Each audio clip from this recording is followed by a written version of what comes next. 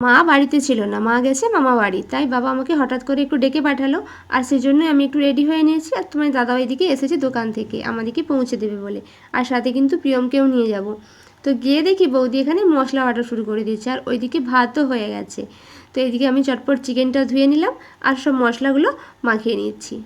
আজকের চিকেনটা আমিই বানাবো, সেটা আমি বাবাকে বলেছি। তো বাবার কয়েকদিন ধরে শরীরটা খুব খারাপ, তাই বাবাকে আর চিকেনটা বানাতে দেবো না।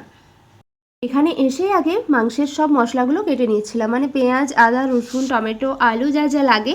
তার বৌদি এদিকে আমাকে মশলাগুলো বেটে দিচ্ছিল। আর আজকে কিন্তু কোনো মশলা কষবো না, সব কিন্তু একসাথে চিকেনের সঙ্গে মাখিয়ে নিচ্ছি। তো একদম মাখিয়ে সব দিয়ে বসিয়ে দেবো।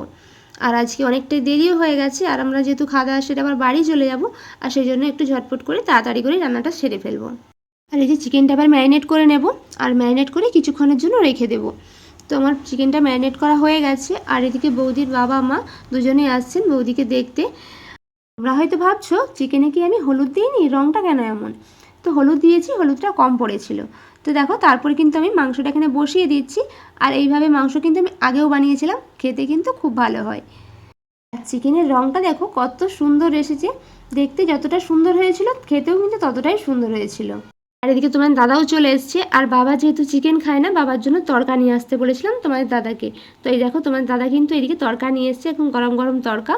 আর এদিকে সবাই কিন্তু দাদারা বাড়িতে চলে এসছে, এখন সবাই এবার খাওয়া দাওয়া করবে। এই যে তোমার দাদা ভাই এদিকে আছে, সবাই এখন খাওয়া দাওয়া করছে, আর আমরাও খাওয়া দাওয়া করে বাড়ি চলে যাব। আর আমরা তো খাওয়া দাওয়া করে বাড়ি চলে এসেছি, আর তোমরা কী করবে, তোমরা তাড়াতাড়ি সাবস্ক্রাইব করে দাও।